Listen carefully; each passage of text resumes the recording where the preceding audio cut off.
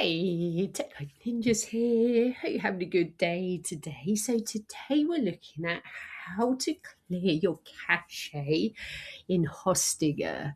So it's really easy to do, and clearing your cache can help to fix any website glitches. It will also free up space and memory on your website, which may help it load faster. So this is how you do it. So from the Hostinger homepage, we're going to click onto websites. Then we're going to scroll down and we're going to click on the dashboard of the website we want to clear the cache on. Then from there, we're going to scroll down and you should see a section that says Essentials. And in this section, you should see a cache tab. From there, we can go ahead and clear the cache right from here. So all I'm going to do is click on that button. The cache will be cleared and those changes will be made. You can see cache has been cleaned successfully.